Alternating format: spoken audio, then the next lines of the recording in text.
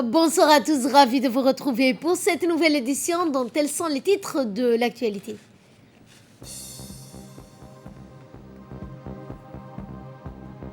Inauguration d'une nouvelle agence de la CNSS, c'était ce matin au PK12.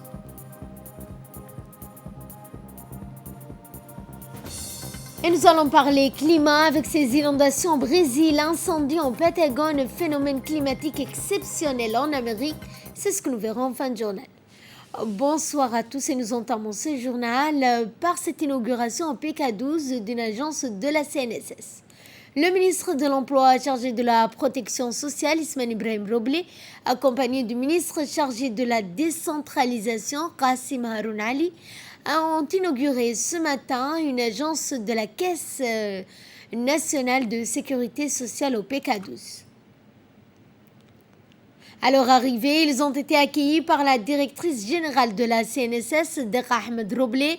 Cette nouvelle branche de la Caisse nationale offrira des services de proximité de qualité. La direction de la CNSS a présenté ce nouvel espace de travail à la fois esthétique et fonctionnel, aménagé et pensé pour permettre d'être reçu par les agents de la CNSS. Objectif étant le rapprochement des services de la protection sociale auprès des grands publics. Désormais, les habitants de Belbela, de PK12, pourront se procurer de leur pension de retraite sans se déplacer à l'agence du centre-ville. La cérémonie d'inauguration a vu la participation du secrétaire général du ministère de la Santé, Dr Saleh Benoïta Tourab, du directeur de cabinet de la présidence, Mohamed Sadek Saleh. Et je propose cette fois de suivre le mot de la directrice générale de la CNSS, Madame Deqa Ahmed. maanta waxaan iskugu imanay sidii aan u furi lahayn xafiiska jadiidka ah ee CNSS u leedahay. L'ouverture d'une nouvelle agence de la CNSS à Belbela, plus précisément à PK12, a rassemblé un parterre d'officiels, dont la directrice générale de la CNSS, Mme Deqa Ahmed Roblé, une ouverture qui a été un moment fort pour les responsables et l'ensemble des personnels de la CNSS. Dans son intervention, Mme Deqa Ahmed Roblé s'est félicitée de l'inauguration de cette nouvelle agence de la Caisse nationale de la sécurité sociale. Une agence où est concentré un échantillon de l'ensemble des services multisectoriels au sein de la CNSS. Tous les services administratifs, y compris les bureaux de retraite, sont disponibles dans l'agence ABK12. La directrice de la CNSS a souligné que cette nouvelle agence est le fruit de la politique de la CNSS de rapprocher les services auprès de ses bénéficiaires. La directrice a par la même occasion félicité l'ensemble des responsables et employés de la CNSS qui n'ont ménagé aucun effort pour concrétiser la réalisation de la nouvelle agence à PK12. oo u hagaajiyay agenckan sidii la isugu keeni lahaa xubnihii ay ka kala duwanaayeen ka kala gedisnaa CNSS ay lahayd. Quant au ministre du Travail, Ismaël Ibrahim Roblé n'a pas manqué de rappeler l'importance que revêt l'ouverture d'une telle agence de la CNSS au PK12. maanta waxaan furnay xafiiskaas CNSS ay ku leedahay Belbela. Lors de la cérémonie d'inauguration de la nouvelle agence de la CNSS APK12, qui a été présidée par le ministre du Travail, M. Ismaël Ibrahim Roblé, avec à ses côtés le ministre de la décentralisation, Qassim Haroun Ali, et la directrice générale de la Caisse nationale de sécurité sociale, Mme Deqa Ahmed Roblé, le ministre du Travail, M. Ismaël Ibrahim Roblé, a indiqué que l'ouverture de cette agence est un symbole fort de la politique du gouvernement de servir au mieux et au plus près la population. Notre objectif, a-t-il dit le principal, le ministre, est d'être à proximité de notre population. Ceci étant, le ministre du Travail a souligné qu'il appartient à cette population de veiller à la préservation de la nouvelle agence de la CNSS ouverte aujourd'hui à PK12. la ilaashado meesha quruxda badan leh iyo adeega loo adeegayo sida fiican lagu adeegayo. Quant au ministre de la décentralisation, Qassim Haroun Ali, a dans une réaction après la cérémonie d'inauguration de cette nouvelle agence au PK12, le ministre s'est réjoui de la concrétisation de la mise en place d'une agence de la CNSS qui est le résultat, a-t-il dit, de la politique de décentralisation initiée par le chef de l'État. J'ai accompagné mon collègue, le ministre du Travail, pour l'inauguration de cette nouvelle agence, en présence notamment de la directrice de la CNSS. La population vivant à Belbela et des quartiers environs sont plus obligés de se déplacer vers Djibouti-Ville pour bénéficier des services de prestation de la CNSS. Dans le reste de l'actualité, le ministre du Budget était aussi attendu par la commission, notamment parlementaire, pour exposer les motifs d'un projet de loi sur la réforme des établissements publics à caractère administratif. Depuis de nombreuses années, a expliqué le ministre du Budget, nombreux sont les établissements publics administratifs ou EPA ont dévié de leur objectif, à savoir un service public de qualité et une efficacité pour répondre aux besoins de la population. Les EPA créeraient même des emplois précaires où les travailleurs se trouvent le plus souvent sans couverture sociale. Cette restructuration ne sera pas une erreur car elle a été pensée, préparée et réfléchie à la suite d'un vaste programme d'audit. Le directeur de la comptabilité publique, Inhab Nadem Saad, a apporté des précisions sur les différentes étapes. Première étape, études et recommandations terminées. Phase 2, législative étant aujourd'hui, après le vote de cette loi, a préparé la réintégration et le cadre de cette restructuration des EPA. Pour y parvenir, la direction de la comptabilité publique a harmonisé les méthodes de gestion et produit un manuel de procédure. Il faudra tout d'abord donc attendre 3 à 4 mois de délai pour les dissolutions de 18 mois pour les restructurations. Restons toujours à l'Assemblée nationale qui a abrité aujourd'hui plusieurs assises et des commissions permanentes pour examiner les dispositions législatives pour effectuer le contrôle parlementaire à travers des audits des ministères dans le cadre de l'examen des lois de finances, les LFI 2022. Les audits menés par la Commission de finances de l'économie générale et du plan sous la présidence de l'honorable Charmak Moussa Arré se sont déroulés avec la participation du ministre du Budget, du ministre de l'Énergie, du ministre de l'Enseignement supérieur. Lors de la réunion, les membres de la Commission de finances et des députés non membres ont pu s'informer sur l'analyse des ressources et dépenses allouées au département ministériel de l'énergie ainsi que l'enseignement supérieur, comme la vision globale envisagée par le gouvernement dans les domaines précités. Enfin, le projet de loi de finances initiale numéro 142 de l'année 2021, 8e législature, portant budget de l'État pour l'exercice 2022 a été transmis avec avis favorable en séance publique. Ensuite, la commission de la défense de la sécurité élargie à la commission de la législation de l'administration générale et des droits humains a tenu une séance d'analyse du projet de loi numéro 116 de l'année 2021, 8e législature, portant modification de la loi 46 de l'année 2004, 5e législature relative au statut et à l'organisation de la direction générale de la police nationale. Cette formation élargie, présidée conjointement par les honorables Nouria Ouabari, président de la commission de la défense, et Abdallah Barkhat, vice-président de la commission des lois, accueilli nombre de députés et non membres. Elle était donc assistée du ministre de l'Intérieur, Saïd Hassan, accompagné pour l'occasion du cadre supérieur de la police nationale, dont le directeur général, le colonel Abdullah Abdi Farah. Au terme d'un échange soutenu, le projet de loi numéro 116 de l'année 2021, 8e législature, portant modification de la loi numéro 46 de l'année 2004, 5e législature, et celle notamment du 27 mars 2004, relative au statut et à l'organisation de la direction générale de la police nationale, a été transmis avec avis favorable et amendement à la prochaine séance publique.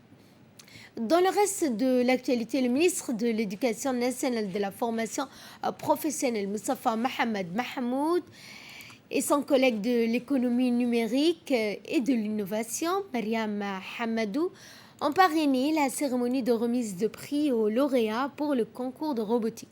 L'événement s'est déroulé au lycée de Hoden 4 et a regroupé une foule de personnalités dans les cadres du MENFOP et du ministère de l'économie numérique, de l'innovation, ainsi que la directrice de clé et les parents d'élèves. Les heureux lauréats ont ainsi donc eu l'occasion de montrer leur savoir-faire avec des démonstrations pratiques de leurs compétences en robotique en réalisant notamment des opérations robotisées, ce qui a ému les participants qui ont chaudement applaudi. Donc ces lycéens collégiens qui ont travaillé dur, des élèves qui ont tissé notamment les couleurs nationales dans des compétitions de la robotique sur le continent africain.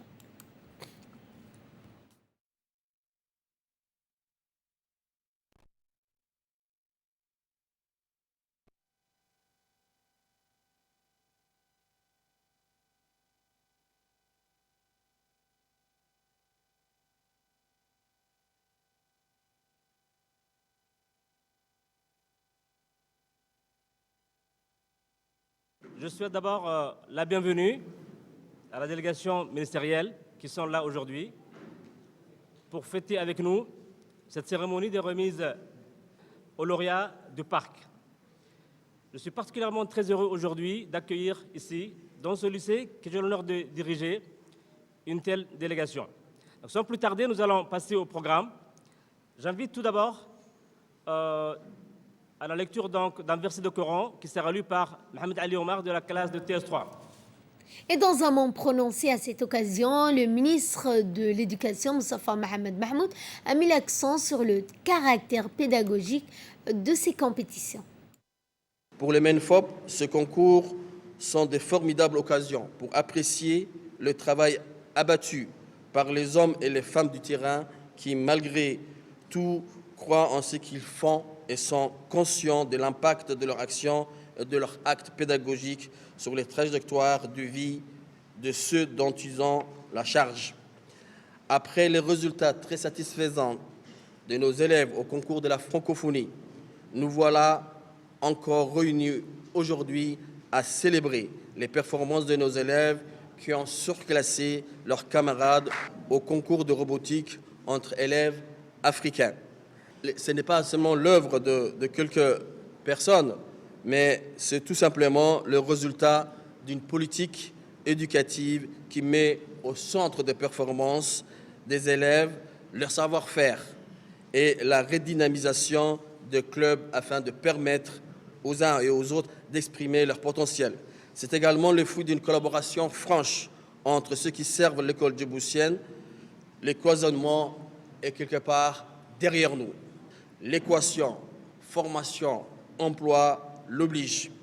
Je ne saurais terminer mon intervention sans remercier le clé et ses responsables, et en premier la directrice générale, Madame Oubah. Je remercie mes collègues également, son Excellence, même s'il n'est pas avec nous, Ilyas Moussa Dawale et son Excellence Madame Mariam Hamadou pour leur implication et leur engagement. Chers lauréats, sachez que vous remplissez de bonheur nos cœurs et avez toute notre estime. Je vous exhorte de vous surpasser, Inch'Allah, et vous avez bien sûr les capacités. Quant à la ministre de l'économie numérique, Mme Mariam Hamadou, elle n'a pas manqué de féliciter les élèves pour leur performance. Je voudrais remercier et saluer tous les participants au concours, les formateurs pour leur contribution pédagogique et féliciter bien sûr les lauréats. La part des jeunes dans notre population ne cesse d'augmenter et il est urgent de répondre à ces défis. C'est aussi une opportunité de développement pour le pays, notamment en matière d'innovation et de transformation sociale. C'est pourquoi il est primordial qu'il faille dynamiser les métiers du futur, en l'occurrence les métiers dans le numérique. En effet, nous sommes à l'aube d'une nouvelle ère. Les progrès de l'intelligence artificielle et de la robotique font tomber les barrières hommes-machines et augmentent le potentiel humain. Nous ne devons pas rater cette 4e révolution. Et je suis particulièrement fière de voir ce genre d'activités qui initient nos jeunes à la robotique et au coding ainsi jeune âge. Chers collègues, mesdames et messieurs, Djibouti a sa première participation au parc en 2019. Les équipes participantes s'étaient classées parmi les premières. Pour 2021, les équipes représentant Djibouti se sont classées respectivement première et deuxième. Mesdames et messieurs, applaudissez-les vivement. Bravo aux différents lycées et collèges qui ont porté haut et fort nos couleurs à l'échelle continentale. Sur ces mots, je voudrais clore mon propos en remerciant mon collègue et ses collaborateurs pour l'excellente collaboration qui a fait que cette initiative se passe dans les meilleures conditions. Et je vous remercie. La ministre des Affaires sociales et des Solidarités a, dans le cadre d'une série de rencontres bilatérales qu'elle a tenues avec ses homologues arabes en marge de la 41e session du Conseil des ministres arabes des Affaires sociales, rencontré son homologue de l'Algérie, Madame Kautar Kriko. Les discussions ont porté sur les relations fraternelles étroites qui unissent Djibouti à l'Algérie, notamment en ce qui concerne la coopération interministérielle dans le domaine des compétences des deux ministères. Au cours de cette entrevue, des expériences ont été échangées concernant les affaires sociales, la solidarité et les efforts visant à protéger les droits des femmes, des enfants ainsi que la lutte contre la pauvreté et le chômage. À l'issue des entretiens, les deux ministres ont convenu de renforcer et de développer la coopération interarabe dans la prochaine étape à travers des échanges de visites, des réunions régulières pour réaliser des aspirations des deux peuples frères. Retour à Djibouti où la ministre de la Jeunesse et de la Culture, Dr Hibo Moumine, a reçu ce matin la représentante résidente du Programme des Nations Unies pour le développement. La nouvelle représentante a d'emblée remercié la ministre pour son accueil et mis l'accent sur la priorité du PNUD qui est le développement humain à travers la considération de la jeunesse et la valorisation de la culture. Elle a également tenu à exprimer à son interlocutrice son attachement à un meilleur épanouissement de la jeunesse et des artistes.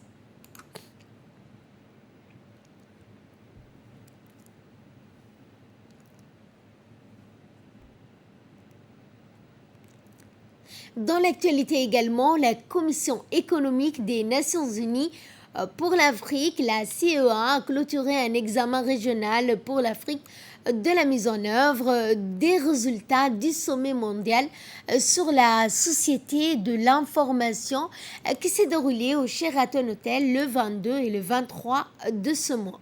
Les participants représentant les États membres en Afrique ont discuté du projet de rapport politique préparé par la CEA sur la mise en œuvre des résultats du sommet mondial de la société de l'information en Afrique en 2021.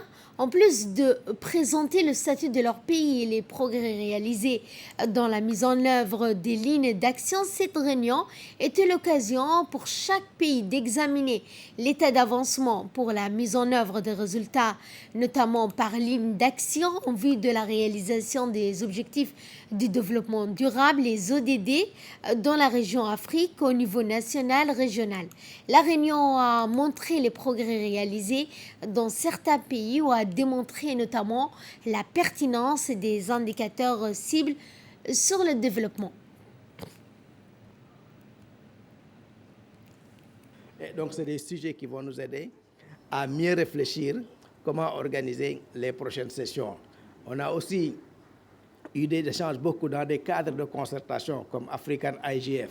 Et on est heureux de saluer la proposition de la Tanzanie d'accueillir la future réunion du Forum africain sur la gouvernance Internet. Et nous nous en réjouissons et que chacun se prépare, Inch'Allah, pour que d'ici le mois de juin, toutes les dispositions puissent être prises en place pour une parfaite organisation de African IGF en Tanzanie. Le Kempinski Palace Hotel a abrité un atelier de consultation des parties prenantes sur les thématiques du 3e recensement général de la population et de l'habitat. Cette rencontre présidée par le directeur général de l'Institut national djiboutien des statistiques, M. Idriss Ali, a enregistré la participation notamment de plusieurs acteurs des différents ministères. Cet atelier de 2 jours qui a débuté hier avait notamment pour mission d'examiner et de convenir des thèmes de ce 3e recensement qui débutera en 2022. En termes d'objectifs, a été présenté des outils de collecte et de recueil, notamment des observations des 10 acteurs présents. Cet atelier de 2 jours, rappelons-le, s'inscrit dans une démarche participative qui vise à recueillir les besoins des uns et des autres en vue de leur prise en compte dans les outils de collecte. Ce 3e recensement général de la population et de l'habitat va contribuer notamment à l'amélioration de la connaissance de la situation démographique, sociale et économique du pays. Il va également permettre une meilleure formulation des programmes et stratégies de développement, par exemple, notamment en fournissant des indicateurs non seulement sur la taille, la composition, la répartition spatiale de la population, mais aussi sur les mouvements naturels migratoires, sur des caractéristiques de logement et des conditions de vie des ménages. Eh bien, en prenant la parole à cette occasion, le directeur de l'Institut a mis en exergue que les statistiques ne sont pas qu'une représentation des chiffres, elles sont aussi des outils d'aide à la prise de décision, a-t-il souligné. Comme vous le savez tous, l'INSTAT, qui est l'Institut des statistiques de Djibouti, est chargé de collecter et de diffuser toutes les statistiques officielles de la République de Djibouti. Les statistiques officielles sont utilisées pour guider le développement, notamment la formulation de politiques et de programmes, le suivi et l'évaluation, ainsi que pour évaluer la croissance économique du pays, permettant ainsi à notre pays de poursuivre sa trajectoire de prise de décision fondée sur les preuves. Les statistiques officielles, donc l'INSTAT est ainsi mandaté pour mener le recensement de la population et de l'habitat. Il y a le décret numéro 2021-191 sur le recensement et la loi statistique de 2015 qui sont les instruments juridiques qui prévoient la réalisation du recensement général de la population. Mesdames et messieurs, je souhaite prendre un moment pour comprendre ce que c'est un recensement et les utilisations des données du recensement afin de mettre tout le monde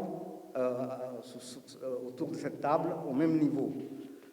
C'est ainsi, par exemple, qu'un recensement, lorsqu'on parle de recensement, un recensement de la population et de l'habitat, c'est défini comme l'ensemble du processus de collecte, de compilation, d'évaluation, d'analyse des publications et de diffusion des données socio-économiques et démographiques relatives à toutes les personnes d'un pays et les caractéristiques des logements. Ce n'est pas seulement les personnes, mais également les caractéristiques des logements du pays à un moment donné.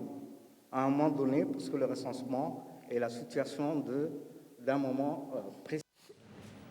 La campagne de pulvérisation intradomiciliaire est entrée dans une phase d'extension en intégrant des nouveaux quartiers tels que les quartiers 1, 2, 3, Ambouli et quartier 7.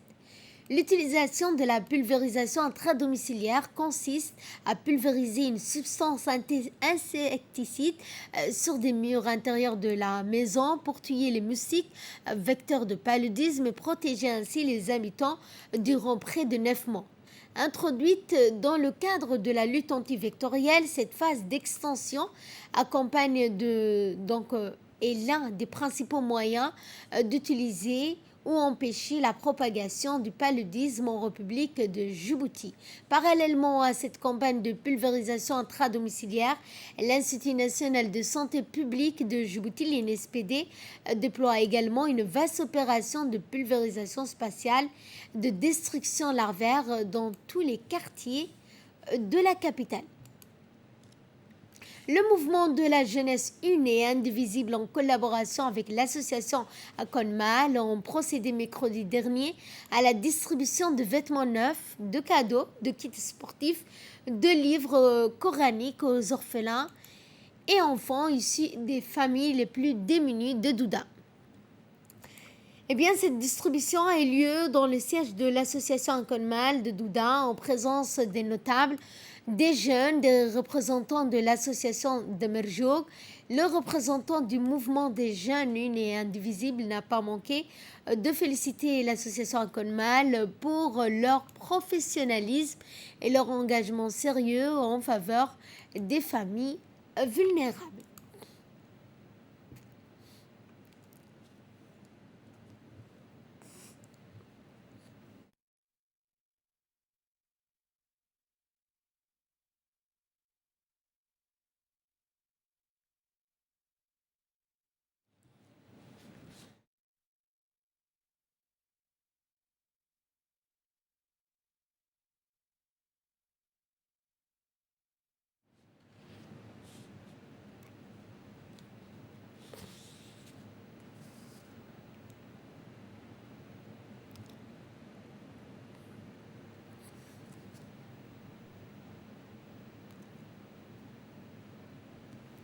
L'équipe du CMH de Tadjoura a procédé à une sortie dans la localité d'Assourat. Eh bien, cette sortie a été essentiellement dédiée au dépistage de la malnutrition aiguë et sévère chez les enfants âgés de moins de 5 ans. Il faut rappeler qu'Assourat est situé à 12 km du centre-ville de Tadjoura et que la population issue de la plupart des environs, notamment du secteur de Mabla, le médecin-chef de la région de Tadjoura, Dr Dumbio, et son équipe ont distribué des traitements systématiques gratuitement aux enfants malnutris. Par la même occasion, la sensibilisation sur l'hygiène, le lavage des mains ont été réalisés. Il faut noter que la distribution de moustiquaires à la population d'Hassanout, le coordinateur de la lutte contre la malnutrition a profité pour donc former un bénévole pour alerter sur les signes et la gravité de la malnutrition. Qui sont descendus des localités un peu éloignées, donc des Mabla et des environs. Nous sommes dans cette localité ce matin pour faire les dépistages chez les enfants malnutris, pour voir si jamais il y a des enfants qui sont malnutris, s'il y a des enfants qui ont besoin de supplémentation en fer, s'il y a des enfants qui ont besoin de suivi plus particulier. En même temps, nous faisons la distribution des moustiquaires pour la lutte contre le moustique. Et par la même occasion, nous profitons pour voir s'il y a des enfants qui ne se sont pas fait vacciner, qui ont raté des appels des vaccins, tout ça. Comme il y a une école primaire et beaucoup de gens descendent des Mabla et de ses environs pendant la période scolaire. Et puis, il y a beaucoup de gens ici. Nous profitons aussi de la même occasion pour dire que nous allons revenir ici, faire de temps en temps ce genre d'activités.